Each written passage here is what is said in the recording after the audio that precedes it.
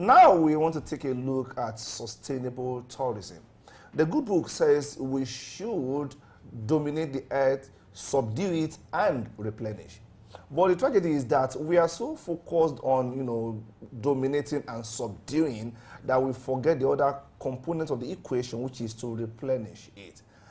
And I do say this, none of us has the memory of what happened when we were in the womb. We have no idea what impact we had on that particular environment. And none of us will be able to say for sure what we will do posthumously, because we won't be part of that world again. But today is all we have. Tomorrow is not guaranteed. And we can measure and gauge our own impacts today. How do we subdue the earth without making it look devastated? How do we explore the abundance that this earth has to offer without making it go into waste, without consuming the future of children unborn? That is the whole premise of sustainable tourism. Every day we jet out. Every day people move from one part of the world to the other to explore the beauties of this world. What are we doing, or what are we meant to do to ensure that we preserve this world or the beauties of this earth as much as possible and don't destroy the world that is ours to keep? And that is what we are talking about today on sustainable tourism. Blessing. Oh yes, the goal of sustainable tourism is to ensure that the socio-economic and even environmental aspects of a destination are considered, even as that destination may try in all efforts to encourage tourism. First of all, when we talk about the environment, when you are inviting tourists or you receive tourists to a particular destination, for the environmental aspect, it may be to ensure that there is respect of wildlife, because some tourist attractions may be around that area. Maybe there's you have a reserve, like we have the Lekki Reservation Center in Nigeria. You have people even from one part of Nigeria going over there to find out what's happening there, what is this area all about. And you also have people coming in that they respect that area and not even going to hunting of some animals that may be found in that area. That's part of what sustainable tourism is talking about. And then when you talk about the social preservation of that area, because when tourists are coming from other places, there's an interaction with the natives of the place. So respecting the social culture of that place is also part of it. It is actually, because I can picture what happens when a typical African, maybe from a Nigerian village, who is used to hunting, I can picture what happens when he goes out there, maybe to another country for tourism, except he is guided. The basic instinct for someone in the village here is to, hunt games, really. Of course. And you go there, that's why you see people going there and poaching, of course. And if you're not careful, you may violate some international, laws, or even the laws of the land where you go there as a tourist. So we need to really understand, while we explore the universe, while we go from one part of the world to the other to explore the beauties over there, we must pay attention to the norms over there. We must pay attention to what is permissible, and we must know that yes, nature is self-sustaining only to the extent that we allow it to self-sustain itself. If we keep on deploying the resources, both fauna and flora, as they say in biology, it's just a matter of time, nature becomes bare and nothing will happen. Now, there are issues with sustainable tourism, because when men come together into a new environment, they interact with nature, like you say, and they want to take as much as possible. Talk about relics, talk about mementos of the tourist center. But then, how do you get to the point where you know what to touch and what not to touch, what to take and what to leave there, and how to replenish the environment? That is the issue. Okay, what to touch, what not to touch. That's why you have tour guides in particular areas that guide the tourists to areas that they should go into, how they should even behave in those areas. For some areas, you also have inscriptions. There are signs that guide the tourists, where you may not have a tour guide to necessarily follow people that way. And there's also the deployment of technology. You have surveillance cameras that also watch the activities of tourists within certain areas. But that's one part that I think that in Nigeria, for example, we've not deployed that for some of our tourist centers. We probably just trust the intentions of people, thinking that, oh, they just want to see what the place is about and that's it. But sometimes these things are put in place to ensure that people know what to touch and what not to touch.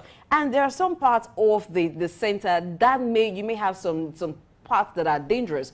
People should not get into that place, and these are just areas that should be taken note of to ensure that we have sustainable tourism.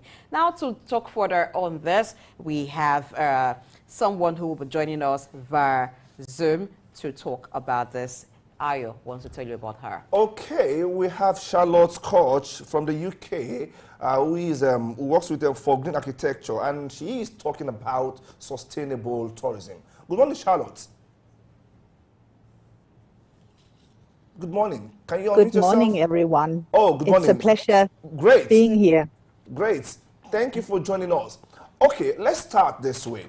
What is sustainable tourism, and why does it matter for our continent and the entire world in particular?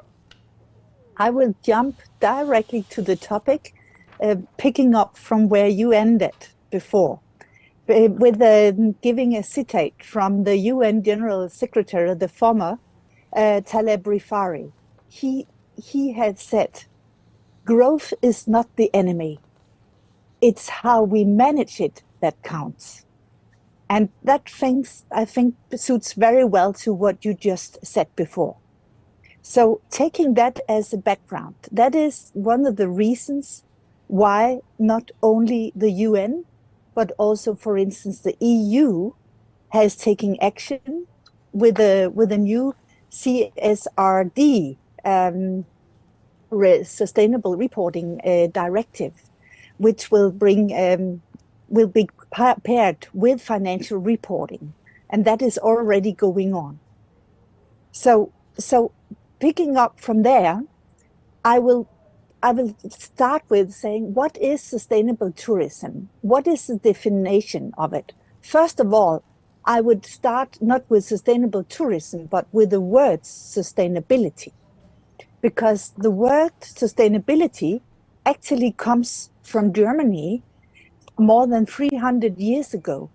There was a guy called Hans Carl von Karlowitz who transferred the idea of sustainability to forestry. And he's considered the father of sustainability. According to Karlowitz, in order to implement sustainable action, only as much should be cut down in a forest as the forest can regenerate naturally in the foreseeable future. The principle of sustainability should ensure that a natural system is preserved and its essential characteristics in the long term.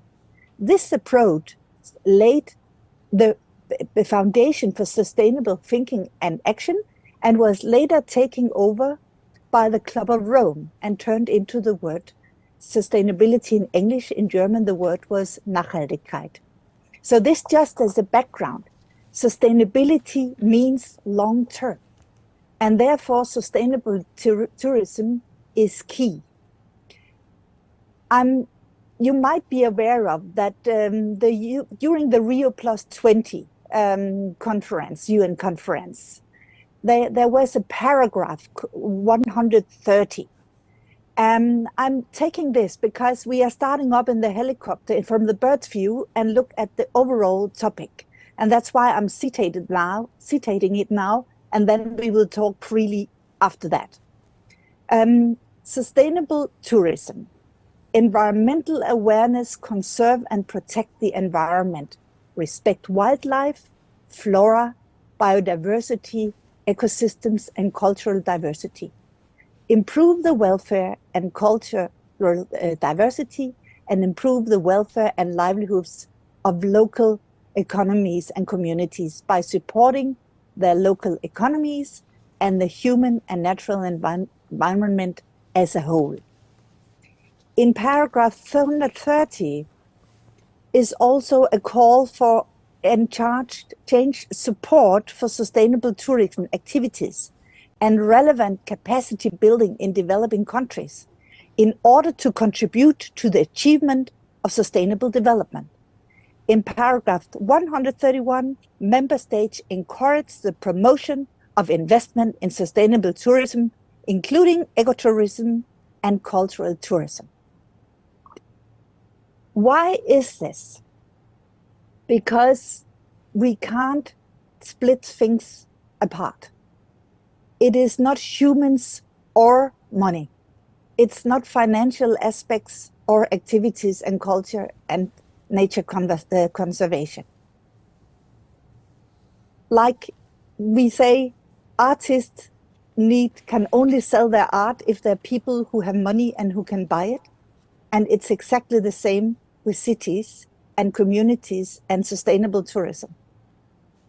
So the challenge is to find the balance between tourism and involving without destroying the local communities, and how do we get universities, education, government, and organizations, tourism agencies, all brought together, and the local people on the ground. All right, Charlotte.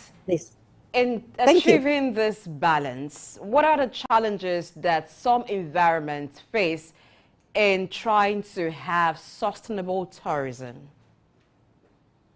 Some of the challenges is that they get too overcrowded.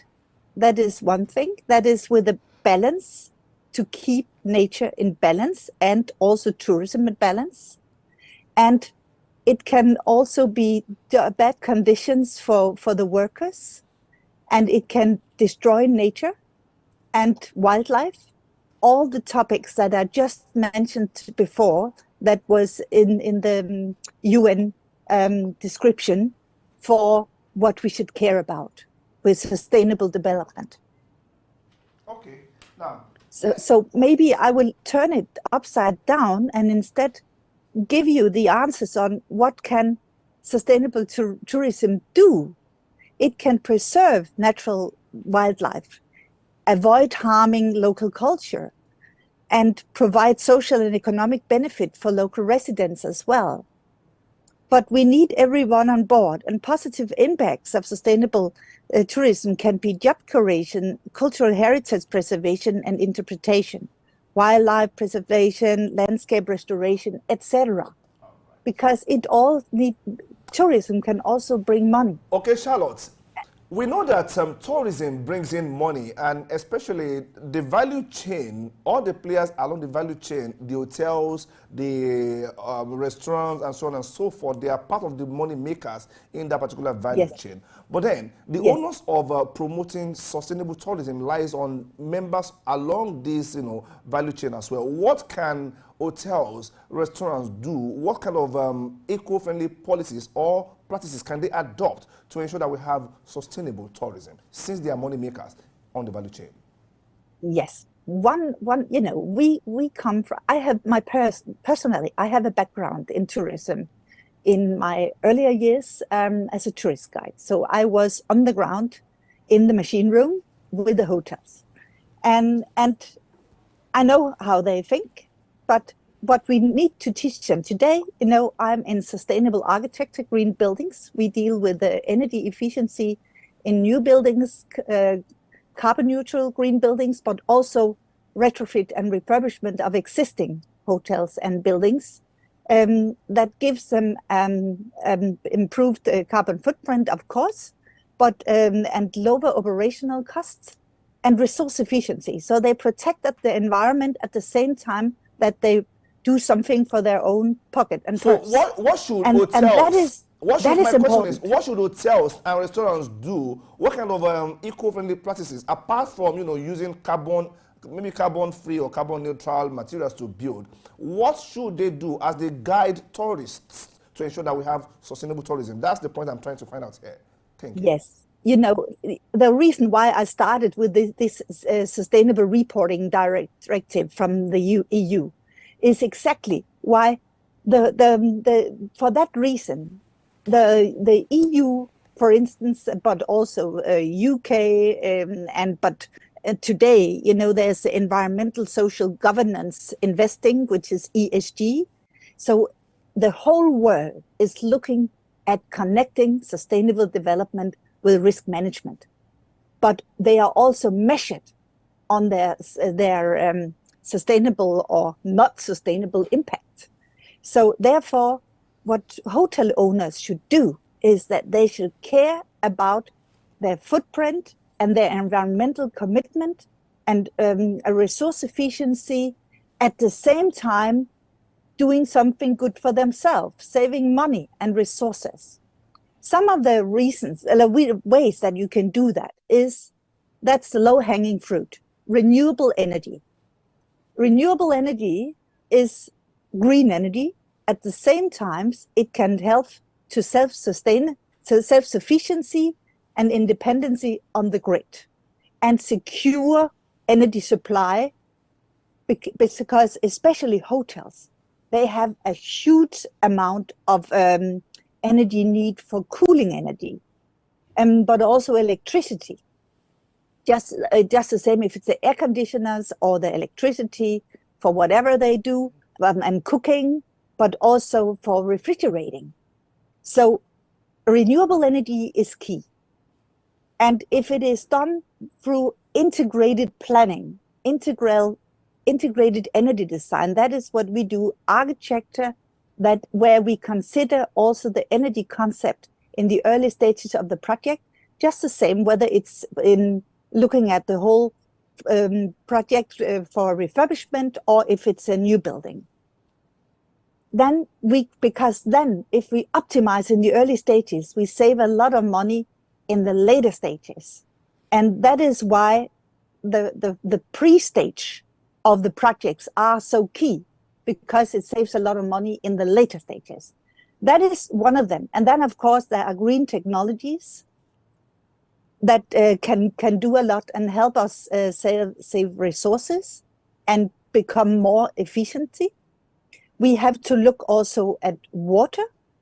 For instance, I know a country like, I was very happy actually, already in 2006, I was giving a presentation in Germany at an African energy conference, and there was the CEO of Kengen from Kenya, and he talked about geothermal energy, and I was happy to hear that was going on in Africa already at that time.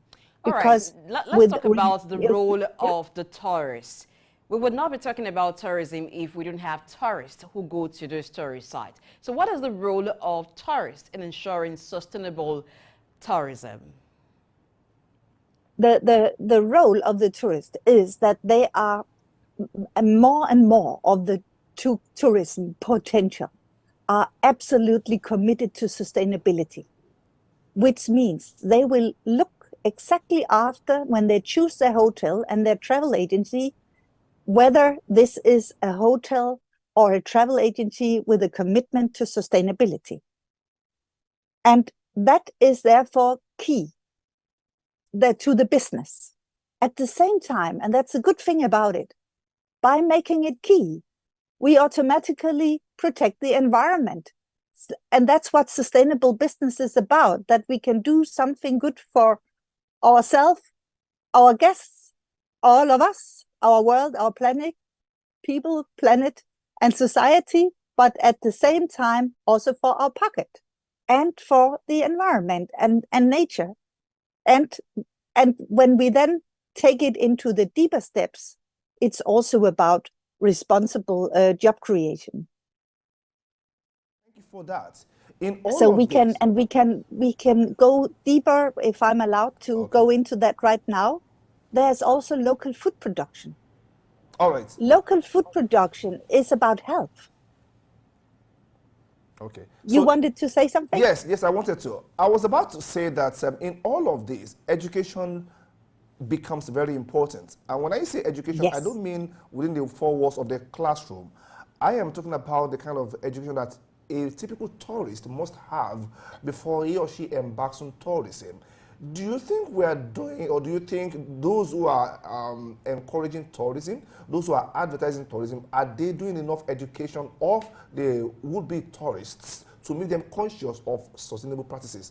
And who should do that essentially, if they are not? No.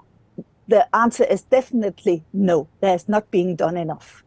And you just hit something that is very much close to my heart, education of sustainable leadership. We are already involved in that in Africa because we see it as a crucial key to secure that we can achieve the goals that we set ourselves on sustainable tourism in Africa. And the sustainable leadership and sustainable management starts on the CEO and executive level. But it must also be implemented on all levels of the organization, across the organization, and also with the business partners. So it's a hand-in-hand together approach, an interdisciplinary multi-partnership approach that we need here. But we have to start somewhere. So I will really encourage us to do, and also maybe even have a new conversation on another day where we go deeply into education on all levels on sustainable tourism and sustainable leadership, because this is so key. We can't execute things and make real action on the ground if we do not know what we are talking about. It is so important. Okay, you mentioned that it starts from the table of the CEO and then to the lower level. But what about communities where these tourist centers sometimes are sited? How do we incorporate the communities in the decision-making process towards tourism development? The first thing is to help them and work with them and make them understand why this makes sense. What is the purpose of this? Because if they actually, it's the same thing as what we do with clients when we start a project with them. If they first come to start understand how much sense this makes, not only from an idealistic point of view, but also from an economical point of view, and can give added value, then they can't sleep if they don't do it. So therefore, it is absolutely key with stakeholder involvement. And with that is again where training and education comes in. I will give a little low practical example that I learned during the Durban UN Climate Conference in South Africa. I think it was 2011. I went to an event where Brazil and Africa should learn from each other about sustainable forest management. And they told that in Brazil, they had stopped flying researchers in to monitor in the forest. They had made very successful projects where instead they had given a smartphone with an app on to the local people who lived in the forest and asked them to do the monitoring. Of course, the researchers were still involved. But the good story about this is because it was the local who got involved in the monitoring. As the project stopped, the research project, after 4 years, the monitoring went on because the local people felt ownership. And that is a key word for what we are talking about here.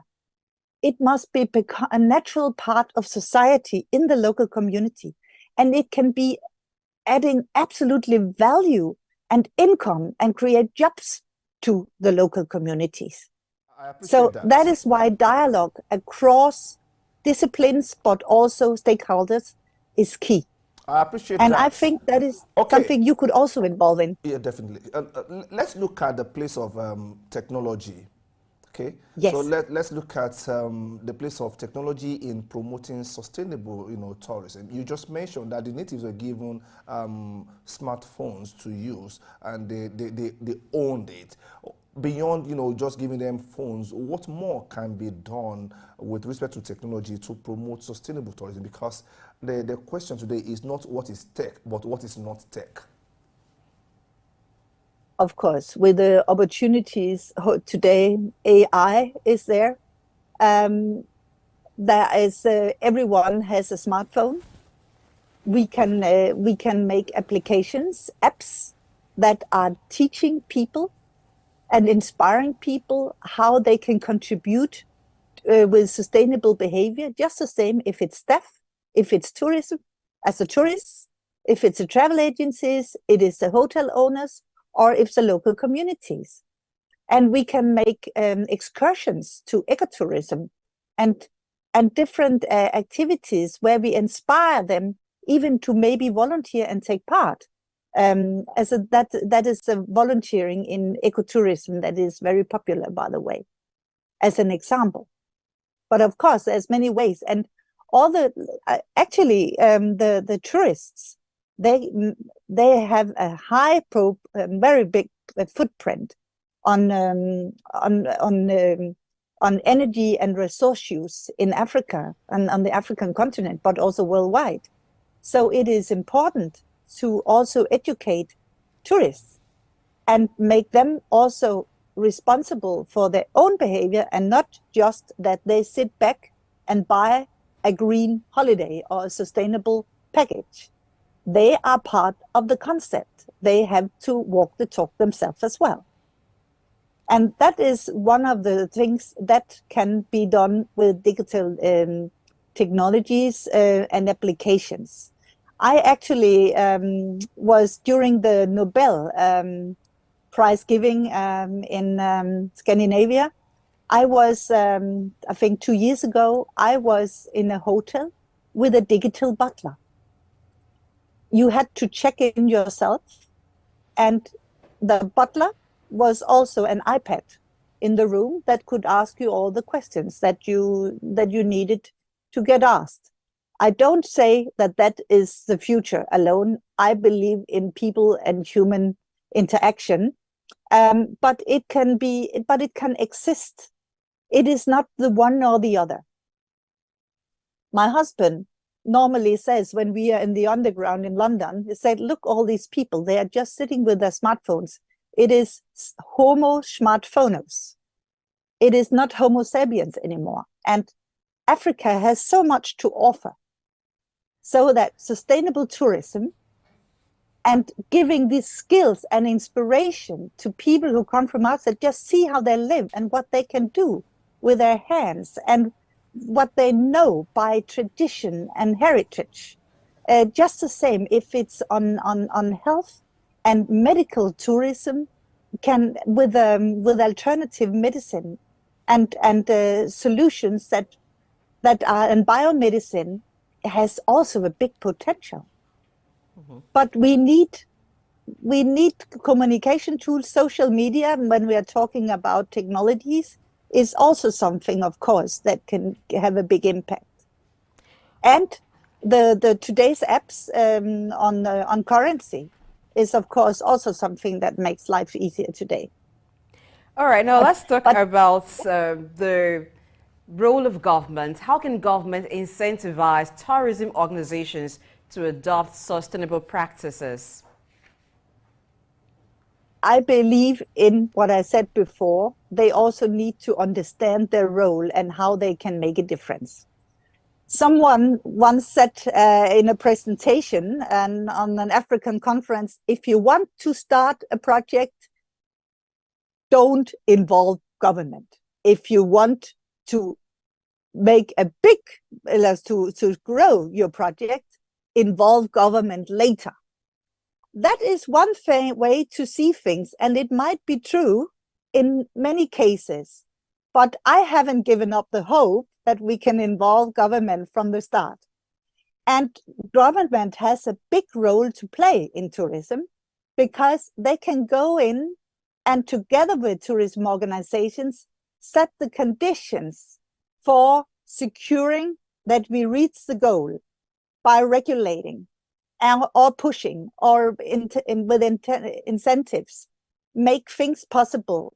And that starts from education, it starts from legislation, and it can be on, for instance, where we are very far in other parts of the world already with energy efficiency, which means a lower carbon footprint. And we can, and that, I'm just coming quickly back to the construction then also.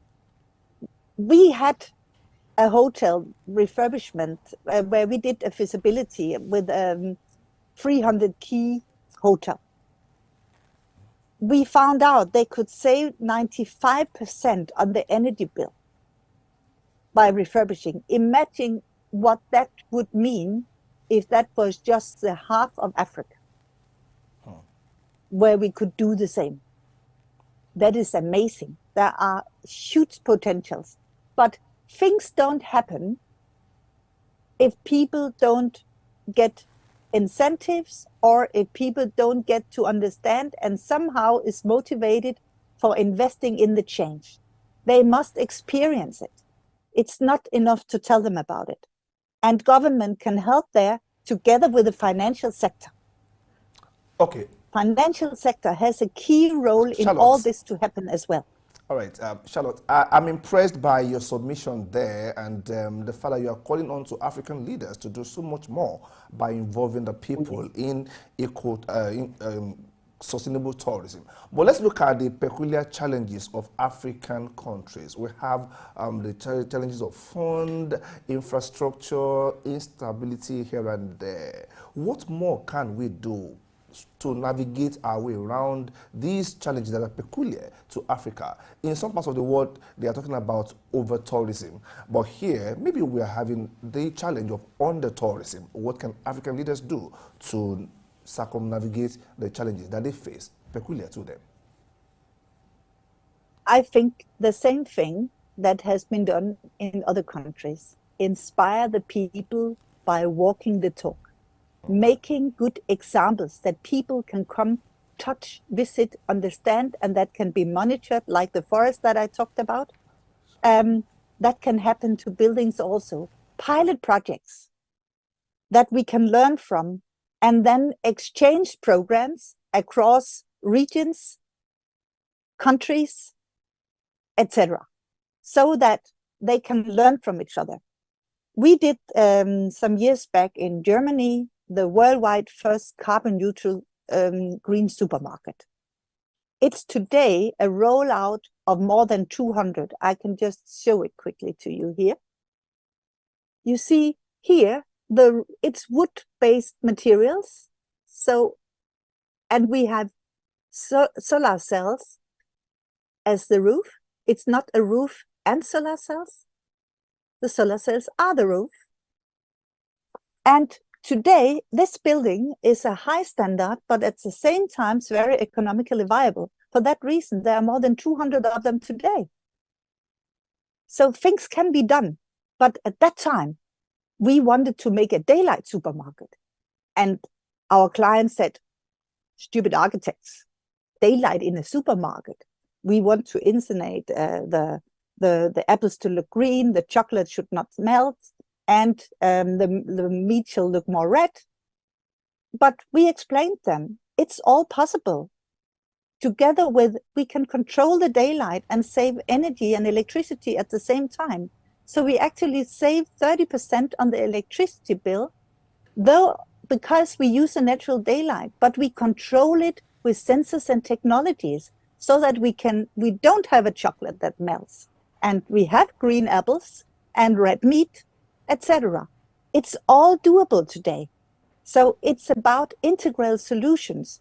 And if we get practical examples on the ground that people can learn from, and then form legislations out from and be inspired by, then I am 100% sure that there will be a number of first movers around Africa who are also committed to sustainability. A lot of people don't do anything because they don't know where to start and how to take it.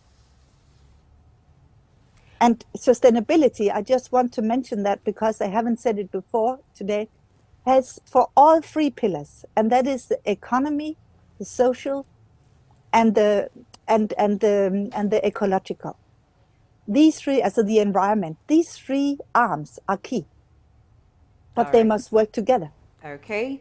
Thank you very much, Charlotte Koch, for being with us on the show today. One thing that struck me that you said is about integral solutions. So it's not just enough to do technology. We must integrate with other things to ensure that we have sustainable tourism all over the world, and particularly for Africa. It also improves the tourist experience, which would make the tourists to come back, and will have a boom in the tourism sector all across Africa. Thank you very much for being a part of the show. We've enjoyed your contributions so much. Thank you. And I know an example in Abuja where they're already trying to do some of it, at least in a restaurant, because restaurants also it belongs to the tourism scene. At High Taste, for instance, they have solar cells and they separate plastic and plastic waste and, you know, the bottles, etc. And these are low-hanging fruits. It's just an example, but these things can happen and are going on out there. A lot of things are already being done. We just have to scale it. Okay. So, and get everyone on board and talk to each other. All right. Thank you very much. I know that those who are in the tourist business are listening. They've watched the show, and everyone will do their part because it's a collective action. You may not be in the tourism business, but you may be a tourist. So collectively, we can do this.